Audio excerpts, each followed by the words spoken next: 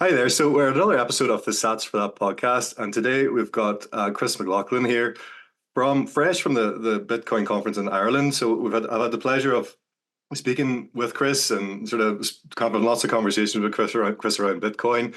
But he was one of the speakers at the event in Dublin just a few weeks ago, and he had an excellent presentation. It was so well received by everybody in the room. And we're going to talk a little bit to Chris basically around his journey into Bitcoin, get a bit of insight into his expertise around Bitcoin and kind of his knowledge base around that. Chris has actually a book out. It's called Why Bitcoin, and it's a wonderful book for anyone to get introduced to Bitcoin from the outset.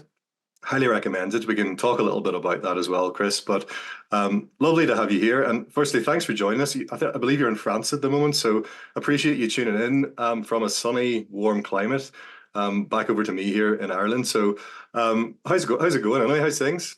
Good, Alan, and good to see you. And yeah, thanks for having me on the podcast. Yeah, I know we've met a few times and had these conversations before, but yeah, it's good to do it in front of an audience and let people hear our views. So yeah, in France at the moment, and different from Ireland summers at the moment. So hopefully I can bring some of that home when I come back. But Yes, yeah, please. no, great. Just thanks for having me on. And as I say, thanks for setting us up and taking time out of your day as well. Yeah, no problem at all, Chris. Pleasure to have you. But well, I suppose we'll sort of kick off. I suppose I just want to initially, I suppose, if you can introduce yourself, a little bit about your background, your personal journey into Bitcoin, and we'll kick off from there, I guess. Yeah, no problem at all. Yeah, I actually like hearing a lot about people's Bitcoin background. I think there's a general path that people follow, very dismissive at first and write it off, and various different reasons for coming back to it. I don't think anyone gets it first time, which is understandable. And they come back to it for various different reasons. Curiosity was my reason. After a couple of years of realizing that this wasn't going anywhere and wanting to understand more about it and find it interesting at the start. So maybe I'll give a bit about my professional background first of all, and that kind of leads into how I got into Bitcoin. So yeah, at university I would have studied business, economics, and technology. I've been with a huge tech firm for the last 12 years now. The professional title is Director of Automation, so it's very tech focused. That's probably one of the reasons why I got into Bitcoin and started to understand it and started being curious about it. Obviously, new tech, economics based, and I was kind of in that industry as well. So in the tech industry and Bitcoin's a technology, I think it's much more than that. But yeah, I think what gets you curious, first of all, is either the economic side or the technology side. And you don't have to have that background in general, but I think it helps get grounded in it. My Bitcoin background, as I say, I'm always interested in hearing everybody's story, and even yours is very different from mine, and you can hear people coming from all different walks of life, which I think is great. But mine, for me, started around 2013, 2014.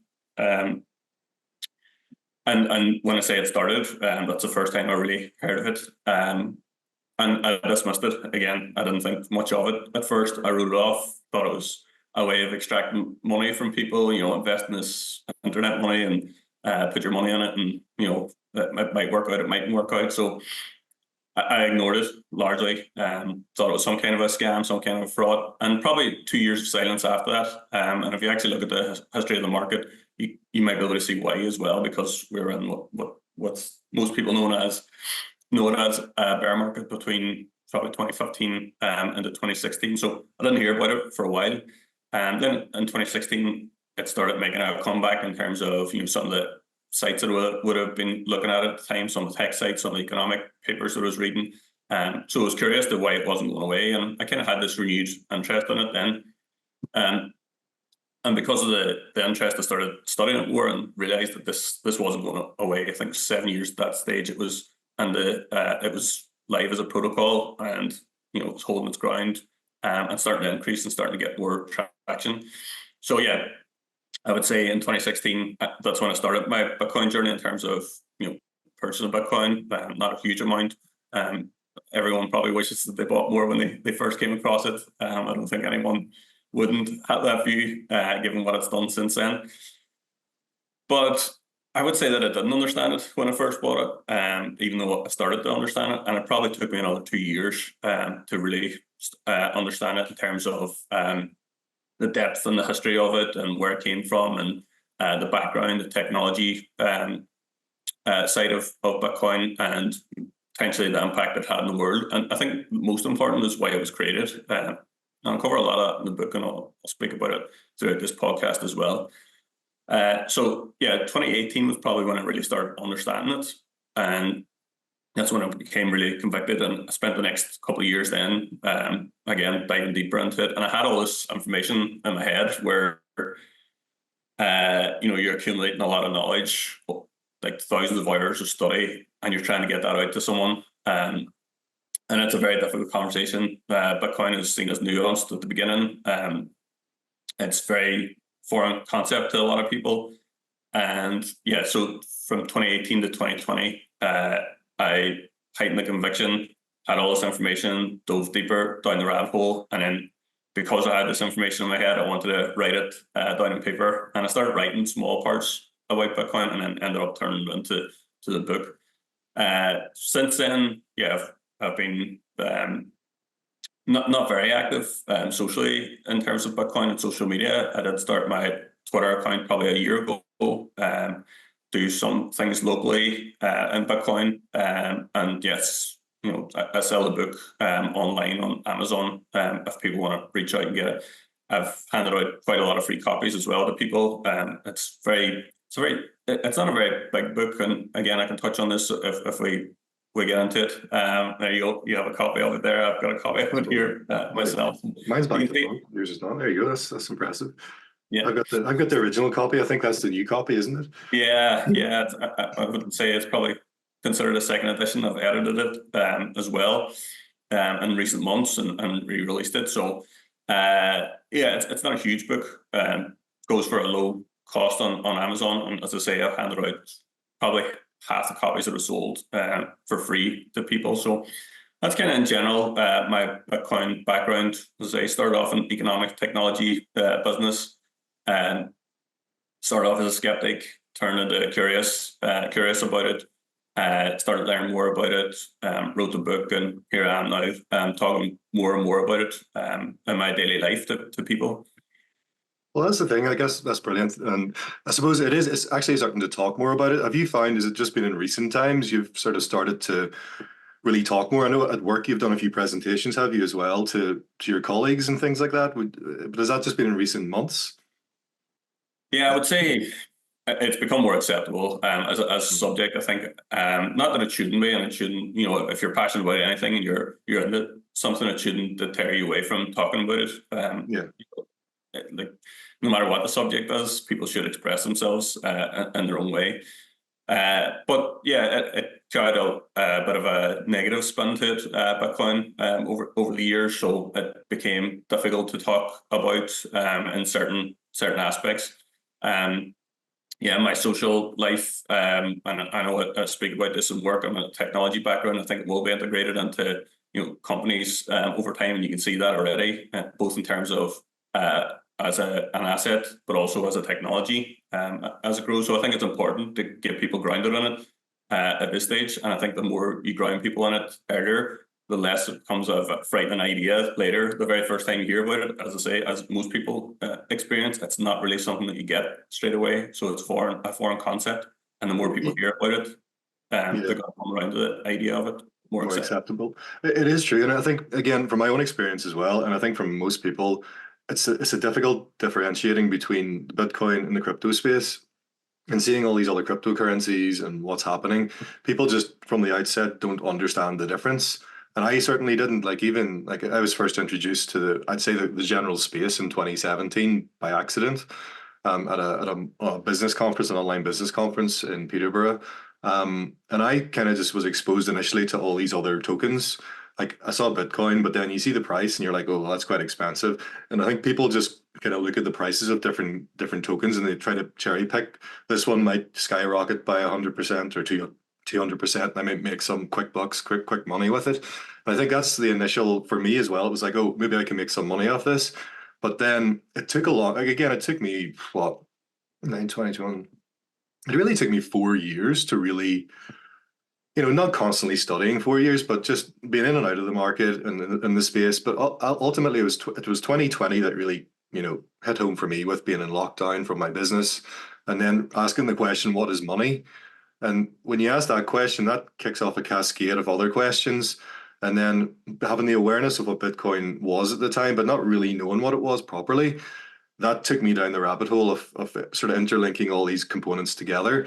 And then it was only then when I realized Bitcoin is the solution to the current monetary system problems that we're having. And all these other cryptos are actually just copycats, and most of them are nonsense. But initially, like it was the appeal of all these other tokens and cryptos and projects potentially that had, some of them had real world kind of use cases that kind of was appealing. But it was only until I got that deep understanding of, breaking down what Bitcoin was from everything else, that's when it was like, oh my God, it's Bitcoin only. It's like Bitcoin's the only real asset that we need to be focusing on here.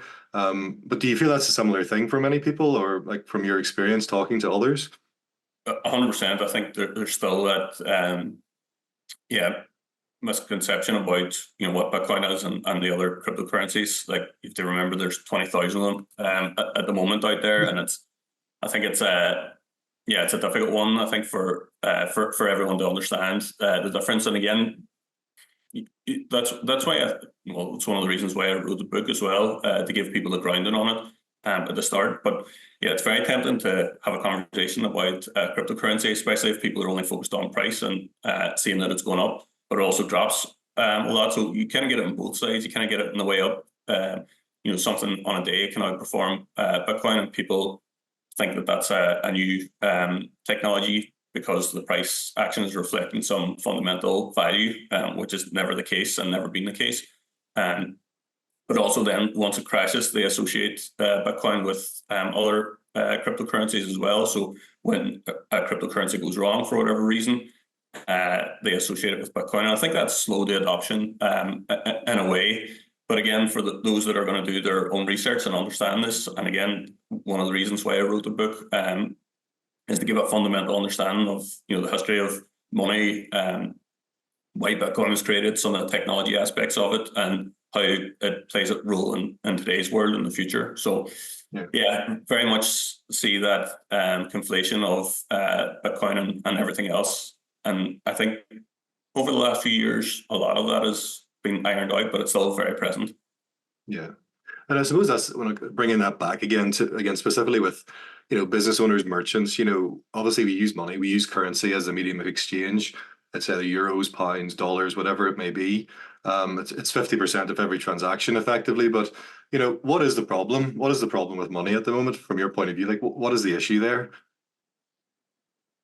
Yeah, I think you have to go really back into, again, understanding what is money, first of all. And not a lot of people ask these questions. So, where did money come from? Why are there different currencies? Who produces money? I know people aren't done for this history lesson, but I think in order to understand Bitcoin, you should have an understanding of money and its origins. At the end of the day, Bitcoin is money. So if you're looking to understand it, you should have that baseline understanding. And I think the fundamental thing to understand is that the money that we have today is very different from the money throughout history. And I know as an author as well, I've read more or less every book that is Bitcoin based or associated with Bitcoin. And the book that I have is skimming the surface of a lot of these topics about money. So it's got a dedicated section in there, but Lynn Alden's Broken Money goes into this in a lot more detail. But I think one of the things, again, going back to the start, is that money as a fundamental tool didn't exist, from the outset. So effectively, money didn't precede trade. Trade happened first, but trade was very, very inefficient. And whenever you have trade and you don't have a unit to transfer, like money, trade becomes very inefficient, and it's not easy. We started off in this barter economy, where two people would have transacted with each other based on what they thought was value. So again, using an analogy that's pretty common with trying to understand what it was like back in the day, is somebody has a couple of spears and somebody has sandals. How many sandals would you trade for how many spears, and a lot of it was barter, negotiation. There were some ledgers as well where, if you didn't have a good, you could owe somebody it, and they came back and repaid you later. So there's some formal and informal ledgers. But one of the big things were that there was a lot of early experiments then. So people had various different forms of money in different regions as well. So it wasn't consistent throughout the world. People used shells, they used beads, they used salt, they used rocks, and you can see the flaws in all these just looking at how the world works. But there was eventually a winner, and that was gold. So when you ask the question, what is the fundamental problem with money today? I think that process of moving from all these different forms of money and the gold, one of the important things was that no individual or group decided to be the winner. It was all through natural competition between different forms of money. So, if one area was using shells, you could see the flaws in that, and another area was using gold. It was going to hold its value longer. It was going to hang out longer. It was better durability between those two. It was portable in ways. Both of them, I suppose. Gold was divisible. You could shape it, you could reshape it. Not something you could do with seashells. It was recognizable. It was very similar to in terms of size and shape, whereas seashells weren't. And it was also scarce, which is a key component. So the money that we have today is very different because it's not one that won through natural competition. Money we have today is what's called the fiat system. So we went from gold being used for thousands of years, again, through natural competition, and that was the best money of all time throughout history. And then up until recent times, we use a currency called fiat. And fiat isn't, as I say, a money that won through natural competition. It was a money that came about through order by government. And because that happened, the money that we use today is controlled by a central authority, which is usually a central bank. But it is essentially government money, and that allows people to manipulate it if they want. And I think throughout history also, you see that when people can mess with money, they do mess with money. This goes back as far as the Roman times, where a thing called coin clipping, where they would, you had a gold coin, but they would mix other metals into it over time. You've seen it back in the early 1900s with banks overlending, and the term bank run was born from that. You've seen it then throughout the world wars and afterwards, the Bretton Woods Agreement. There was an over-collateralized, an over-lending of money compared to what was gold in the banks. And that's continuing throughout today. There's no different. We have a lot more money out there that exists that people actually own. So if they were to go back to the bank and redeem it, they wouldn't be able to. So I think we've got a problem. I think the money is broken. I think there's an overinflation of money at the moment, which is leading to inflation in goods and services. And I think it's out of control right now. Yeah. And I suppose that's where Bitcoin comes in. It was created in 2009, just after the great financial crisis, which is very relatable to the problem that Bitcoin's trying to solve. And I think, it's bringing humanity back to a neutral money. Nobody's forcing Bitcoin on anyone. Bitcoin, again, I think is in that period of natural competition between all these different monies. So you've got the fiat system, which is your pounds, your dollars, your euro. You've got people who still think that gold is money. People can use these other cryptocurrencies if they want. It's a free market. And I think just given enough time, the same result is going to happen where gold won over time. It didn't happen overnight. Again, nobody forced it.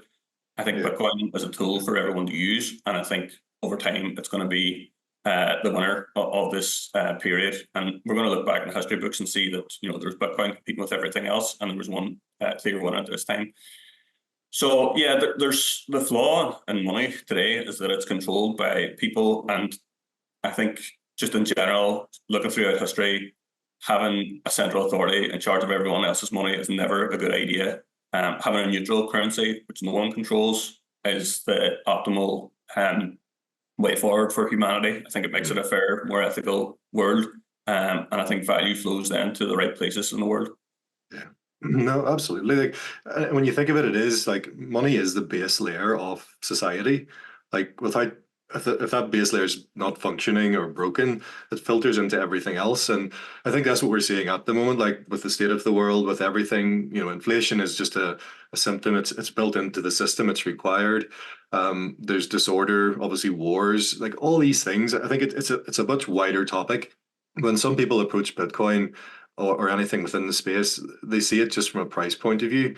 But when you actually look under the hood, it kind of infiltrates a lot of other aspects of your daily life, which you're totally unaware of from the outset. And I think when people start picking up on that, and it's finding people where they're at. So some people might be, really kind of passionate about like the environment or with the cost of living, have families. People are at different stages in their lives, but Bitcoin impacts everything. And you're right, it is the broken money system.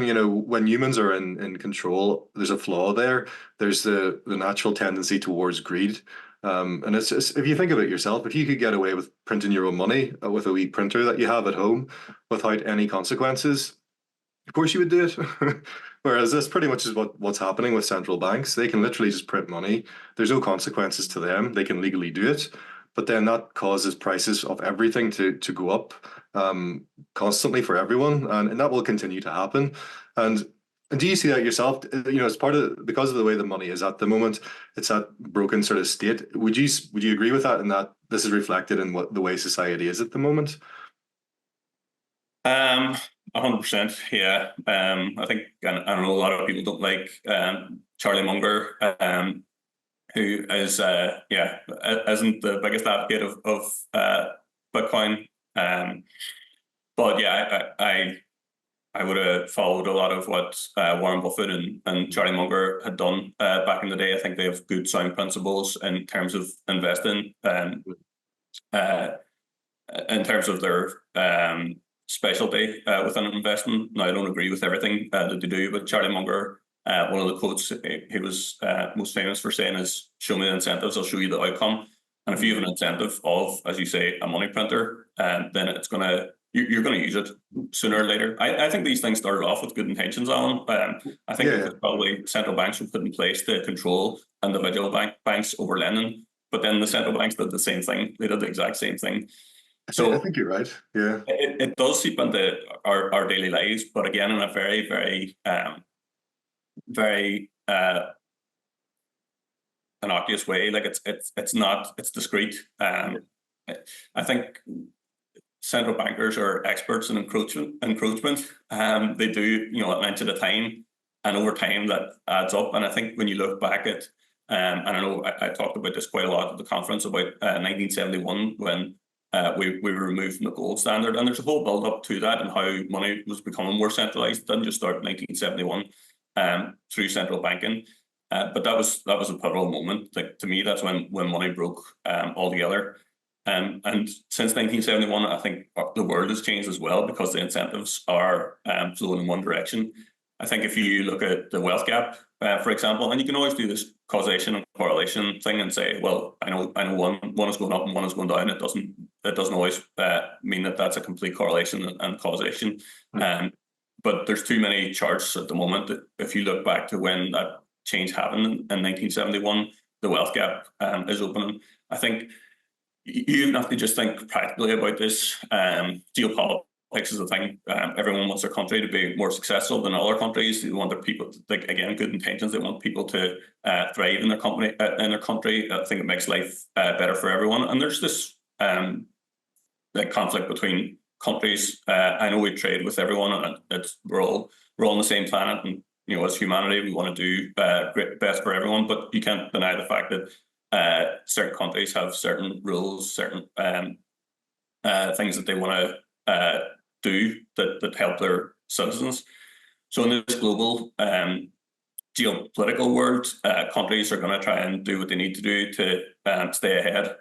And one of the things that you've seen over time, if you have that money printer, and again, it takes you a while to get to this kind of thought, but I think very practically about it.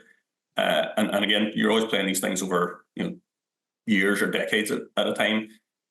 But if you were on the gold standard back in 100 years ago, 200, 300 years ago, and there wasn't the ability to create extra money. And you say, for example, it was Ireland and they wanted to go to war with Belgium for whatever reason. Say Belgium had resources that they wanted. You have to think practically about it and say, if I have a fixed amount of gold, so I have 10 billion worth of gold, and this is going to cost me an estimated 1 billion, so 1/10 of our whole nation's wealth. I go and fight this war in Belgium. I actually don't know how long it's going to last.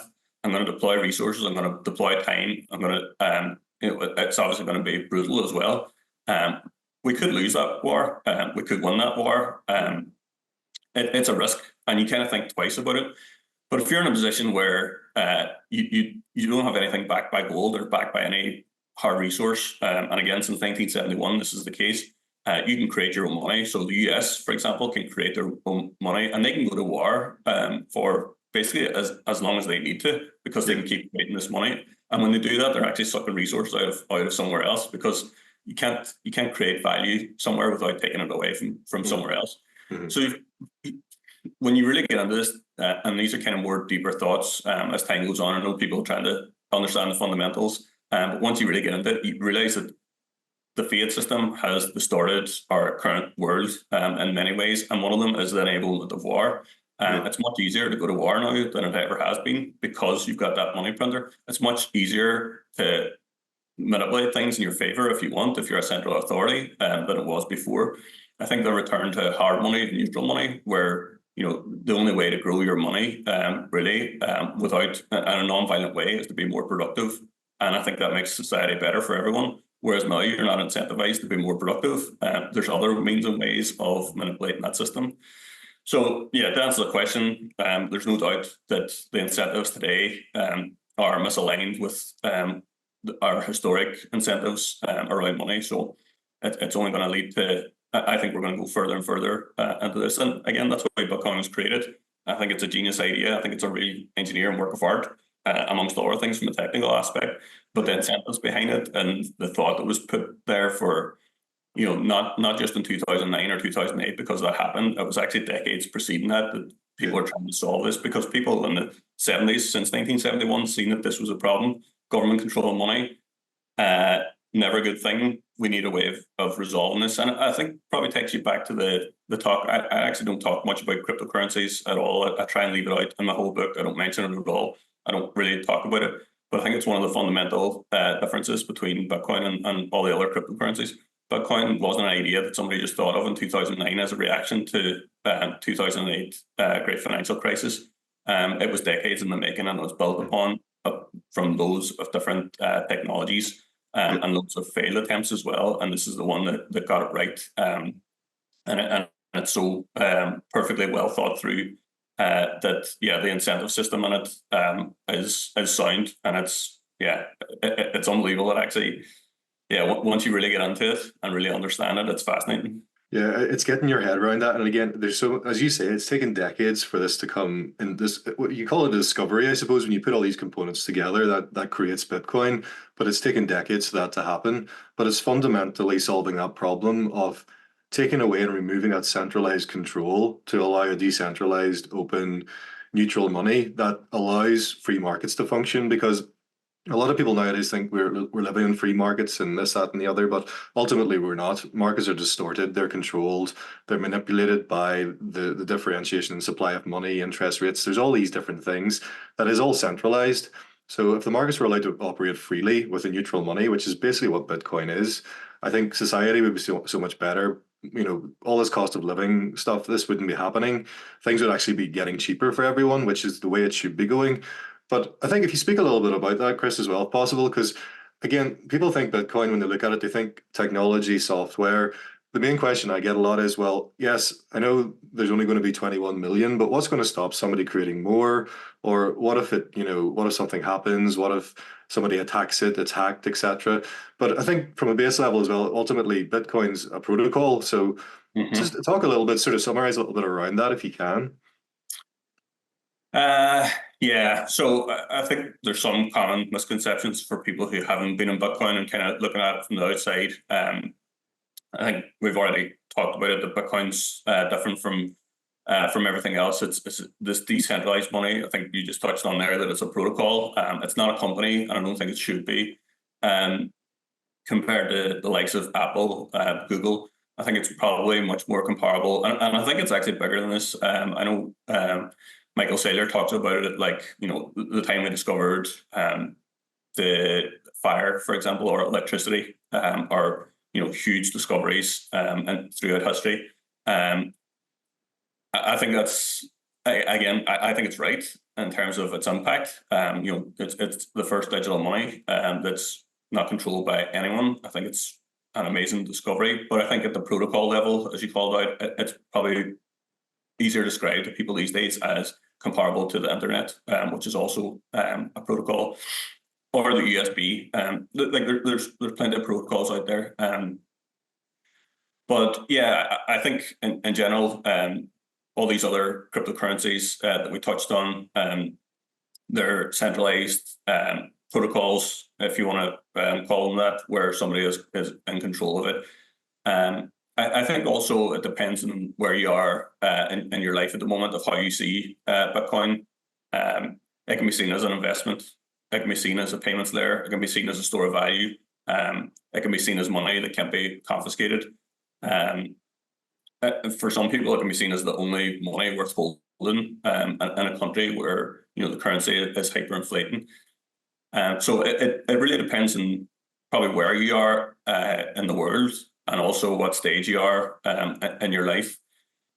And as you say, kind of the question, you know, it's, people see it as a technology piece. It's not a technology play. The whole thing about Bitcoin is it's not trying to solve a technology. It's not like somebody in 2009, again, and we're going over kind of what we said before. It's a build-up of work that was done throughout decades previous, but it's not trying to solve a technology problem.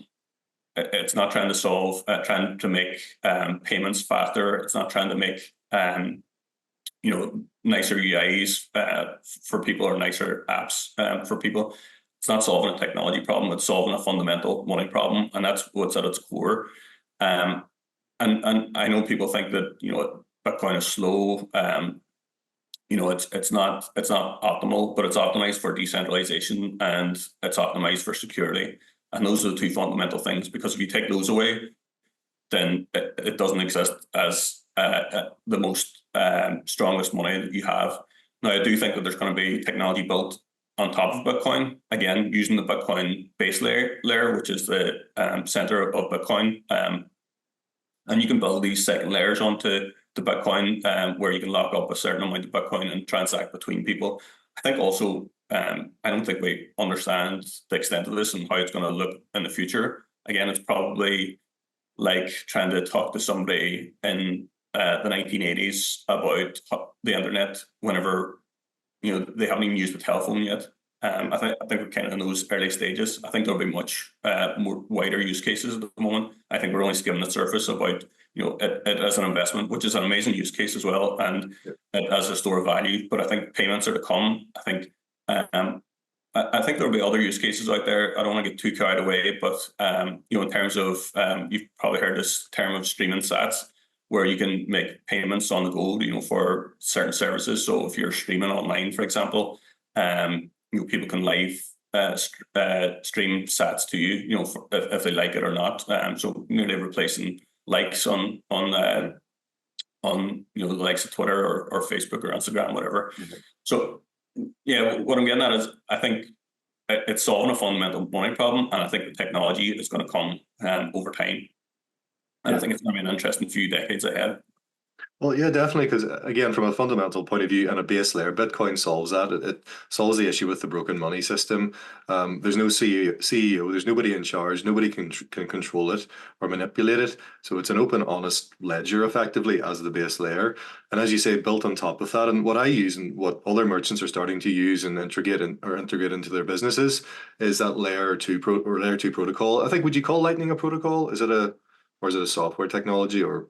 I would consider it a protocol as well, at the protocol level, yeah. And you can build layers on top of that. But yeah, it's interesting. And I think the thing that you have to be open-minded about as well is that Lightning, as good as it is, it isn't Bitcoin, you know, Bitcoin Core. And there could be something that replaces Lightning, or something that works in parallel with it, or something that's a competitor of it, and that's okay. That's fine. Yeah. Bitcoin is the asset that everyone is going to use. Bitcoin is going to be used at the core of it, and there's going to be other experiments on top of Bitcoin again, which is fine. Lightning serves its purpose. I think it's great. I think it's a brilliant technology. I think it's definitely usable. I think it can serve the world as a second layer for Bitcoin. But I also wouldn't be surprised at the same time if something over time came and replaced it. Now, that doesn't mean Lightning falls apart, or any Bitcoin that you have in Lightning becomes defunct.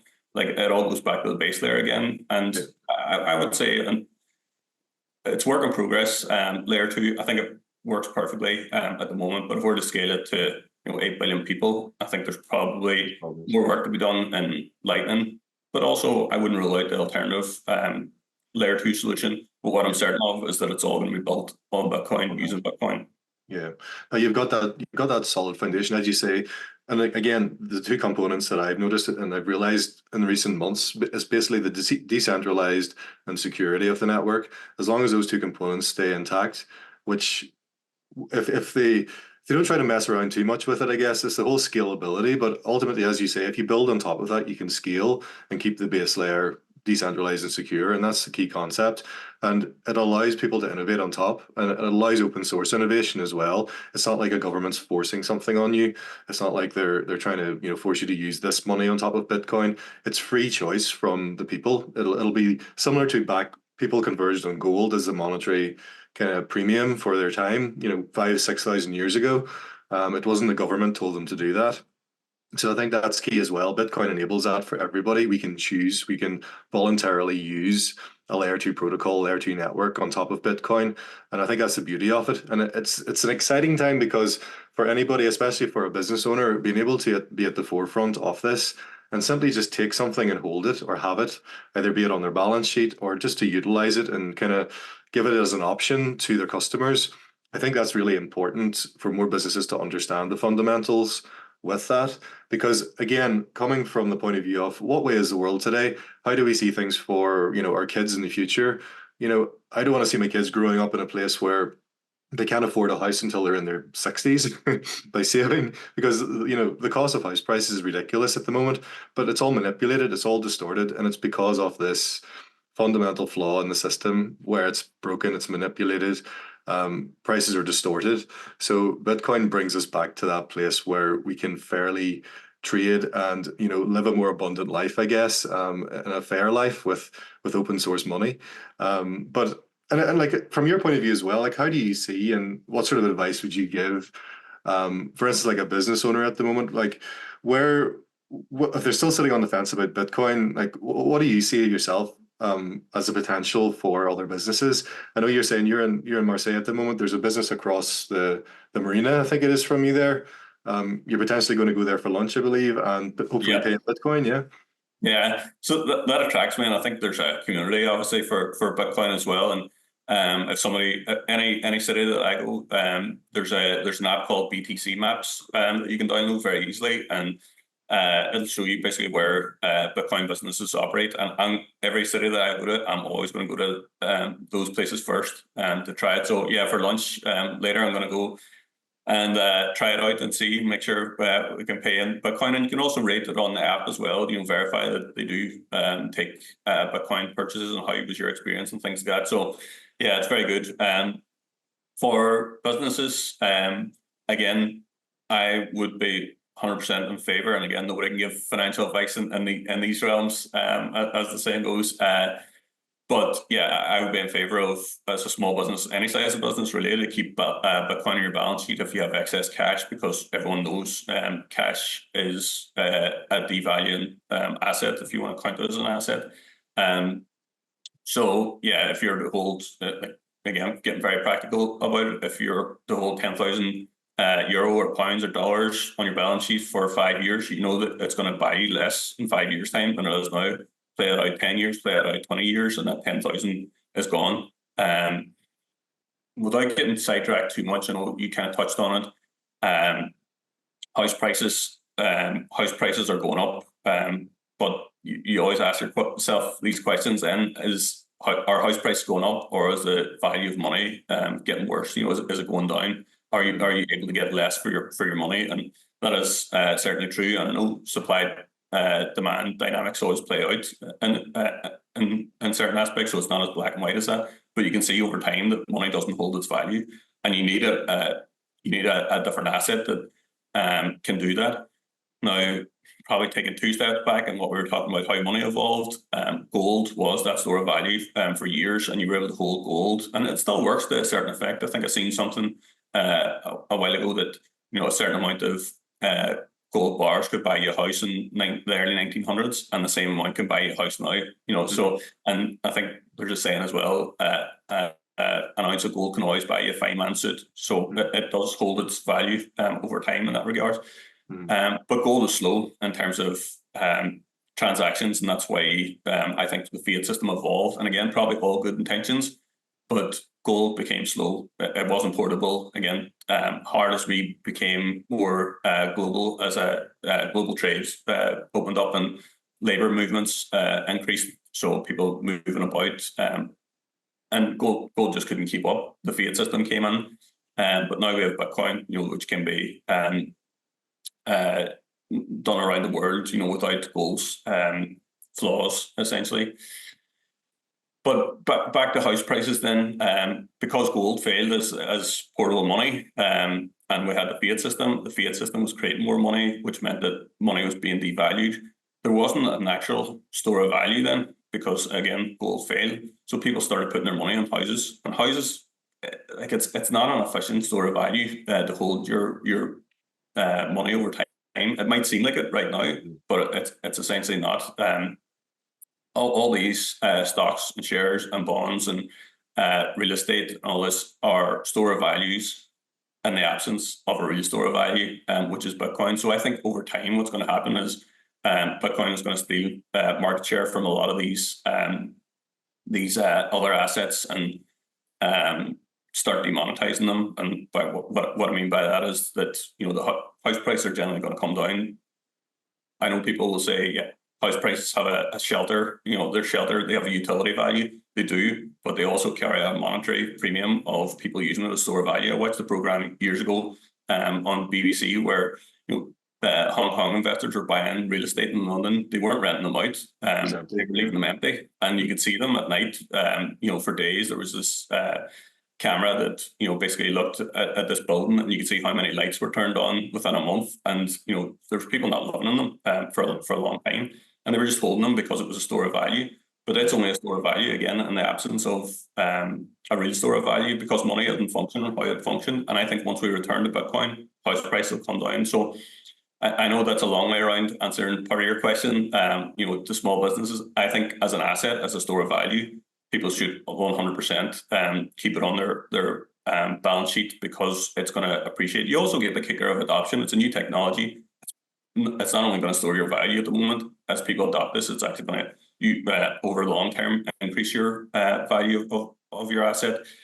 But the second point is, so there's 2 uses for small business as well. There's keeping it on your balance sheet. There's also payments. Now, I know you're in a small business area, and I always like to be realistic. I'm not promising everything to everyone. I don't think you should be. I think you should be realistic in these conversations. But for small businesses, you'll attract people like me that are going to come and use your service because you're Bitcoin and you're on Bitcoin maps and or BTC maps. But you're probably not going to get a whole lot of transactions. But this is how it starts. This is how it starts off. Again, how many people used the internet in 1985 compared to 2005? It's crazy. And if you're known as being Bitcoin orientated, there is a chance that you'll get additional customers. It's not going to be a bad thing. I don't think many people would always spend their Bitcoin regularly, but I think people will go there to test it. So I think we're in that early phase. I'll be honest, that, as I say, the store of value is a no-brainer to me. The payments are optional, you know, for people. I don't think you're going to grow your business massively doing it, but I think you will get an uptick in business for a certain percentage, you know, probably single-digit percentage. I think, yeah, as a purely from a marketing point of view as well, and sort of being in that, you know, being innovative as a business owner, and attracting, as you say, it attracts Bitcoiners. Like if you're willing to accept Bitcoin, and seeing the community and talking with people in the community, and knowing how their mind works, they will want to support other businesses that accept Bitcoin. So you're not maybe accepting Bitcoin as a payment, but being willing to accept it, you're accepting other Bitcoiners. So you're enhancing your business presence within the community, which is exponentially growing and will continue to grow. And for any local business or online business, you have that, global payment option, and it's peer-to-peer payments. It's not, you don't go through an intermediary. It actually works out cheaper to use the Lightning Network for payments than it does any legacy financial payment system. And that's where the interesting concept lies for any business. It's the means of making, your bottom line, if, is affected by this. If you're having to pay, 1.5 to 3% fees on card payments, whereas Bitcoin payments effectively are, between 0 and 0.5%, maybe 1%, with a company involved, then, it's a no-brainer to accept, to be in a position to accept the payments anyway, have that option. But ultimately, yes, it'll come with time. And I think just from a grassroots level, it's important. You've got the store of value phase as we're going through at the moment, but just accelerating that medium of exchange. And initially, it will be slow. And as with the presentation I did at the conference, I realized there's less than 30 merchants on the BTC map that actually accept Bitcoin in all of Ireland. So, it's a very small number at the moment. But just being involved, get a little bit of awareness. And I think that's, again, coming back to your book, Chris, where your book comes in for any small business owner or any individual wanting to get a grasp of Bitcoin. This is probably one of the best books I've seen, just covering, the vast array of different things within the Bitcoin space and covering all the topics in a very digestible, easily read book.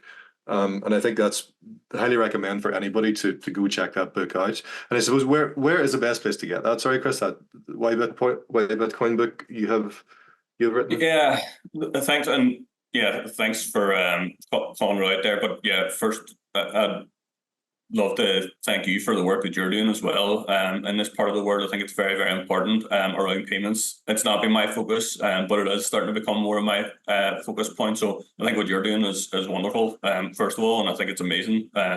Being kind of one of the first, even if I don't know, as you say, there's 30 in Ireland, but really driving this forward with the podcast and all the other work that you do, speaking at conferences, doing local talks and things like that. I think it's amazing. I think, as you say, it's kind of ground up grassroots movement. And I think other people who are going to get involved in that are going to see a benefit to it. So yeah, it's definitely inspiring in ways, Alan. So great job there. But yeah, it's early days, but thank you. No, you're welcome. I know we're good friends and all this in the Bitcoin sphere, but being honest, like as I say, always try and keep it in the honest side and be realistic about things.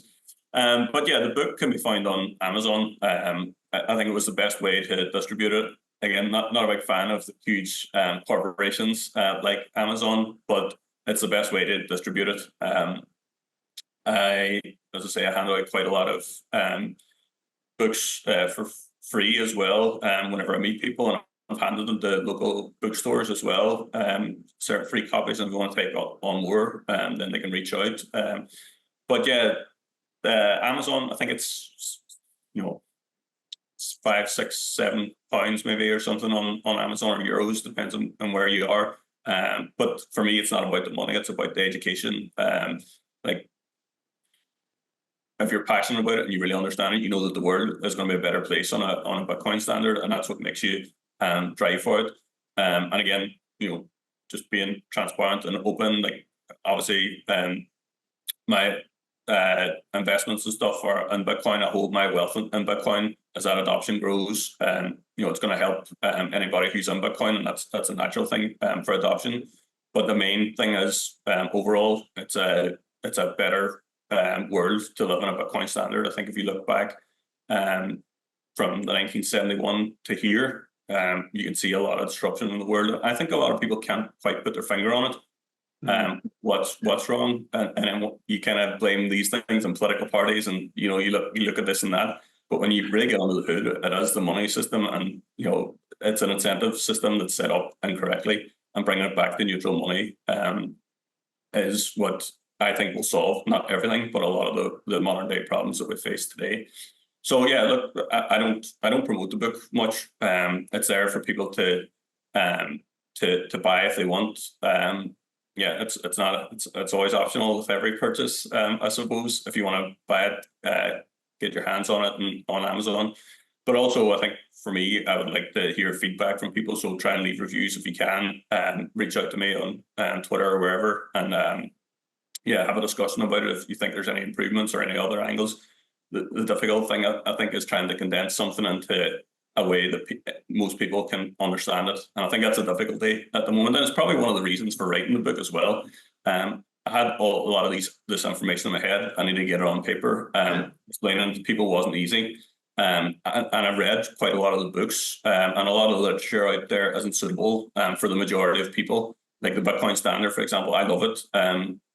But people do have this shorter attention span. And again, you can say that that's a flaw in the fiat system, and maybe a derivative of that as well, and a symptom of the fiat system. But we work more, and it's more intense these days, and we don't have a lot of time. So I tried to write a smaller book, intentionally, to get the message through in a very easy way. It's not easy to understand Bitcoin, and there are loads of books out there that I would highly recommend. I'm not saying that my book is the first book you should read, but that's the intention of it. It's a lighter read to make people curious and explore more. 130 pages across 4 sections. But yeah, and I think as well in the Bitcoin space, there's a lot of people that maybe started, step 5 out of a 10-step process in learning Bitcoin. I think people master the fundamentals. You've got these great people as well, and I have a lot of time for them, consumed a lot of their content. But Michael Saylor, for example, his analogies are on point. But he'll be talking about putting Bitcoin on your balance sheet, and using examples like if you've got a treasury bill returning 50 basis points per annum, it's a negative yield bond.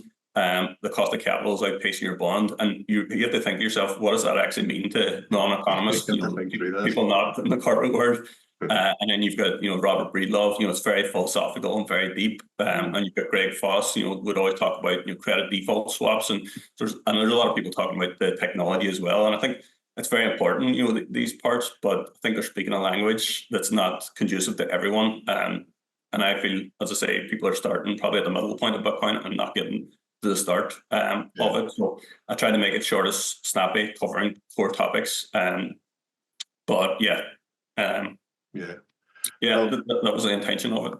Yeah, no, highly recommend it. Definitely, because I've read a lot of Bitcoin books over the last few years. As you say, a lot of them are they're very long and very intense, and you have to take the time to go through the different topics. And again, even discussing this today, you could go off in so many different tangents, and it would be fantastic. It would be brilliant just to get back on. We could probably do this again and focus specifically on certain topics, even through your book as well, and talk around those, just to kind of widen that out a bit more and get more detail on that. But no, I thoroughly recommend your book, Chris, because again, from any business owner, anybody starting out, anybody just wanting to get an awareness, it's so easily digestible, because the topics are very complex, but you do such a great job of sort of condensing it into, not simplistic words, but just a language that most people can kind of understand and get their head around.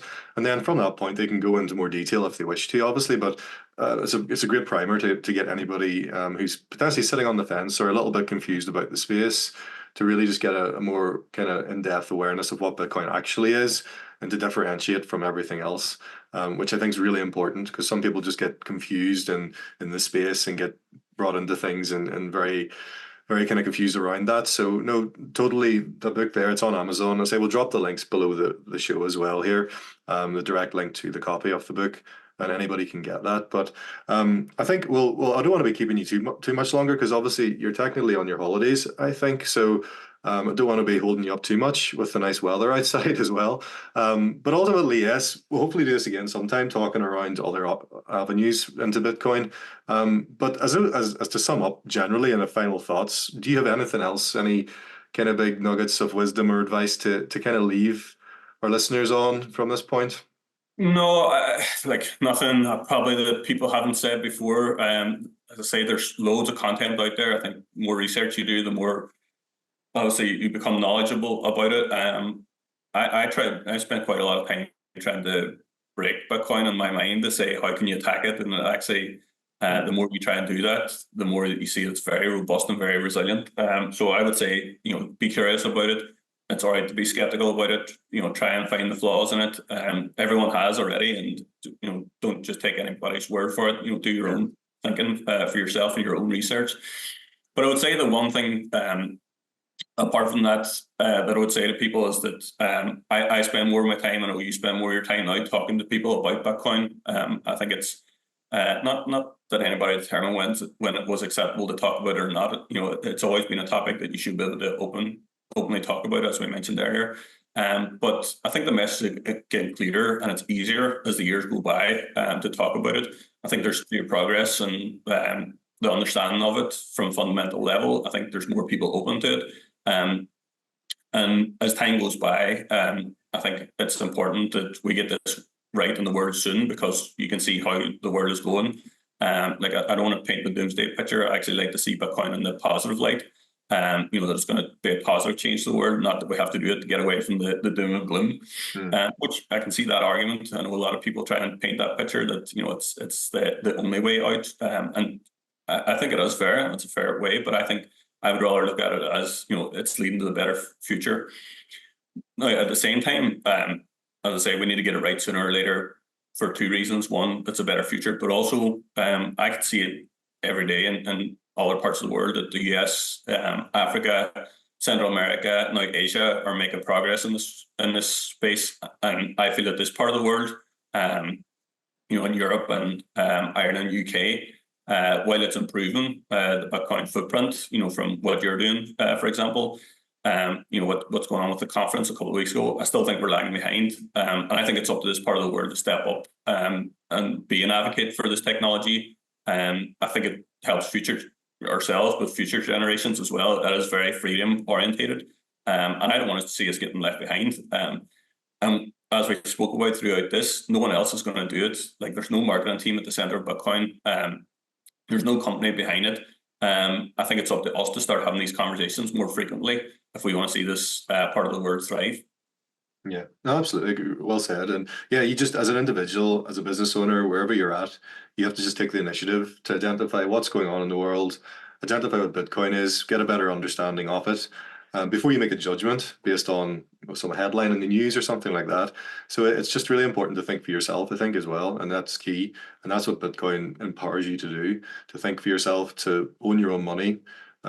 Because you put your money in the bank nowadays, it's not your money anymore. The bank has legal ownership of that. So there's important concepts to really, understand around that. But I think we'll leave it for there, Chris. I think thank you very much again. A great conversation around a very complex topic, but trying to break it down into more simplistic kind of action steps for people. Again, jump onto Amazon, get Chris's book, because that will give you an excellent primer into Bitcoin, get a better understanding around it. As I say, I'll drop the link below the episode here. But for now, thank you very much, Chris. And hopefully we'll do this again soon and talk a bit more around Bitcoin and the general theme. Yep. Well, thanks for everything you're doing. Great chatting to you. Alan, we'll chat soon again. Thanks. Good stuff, Chris. Thanks, now.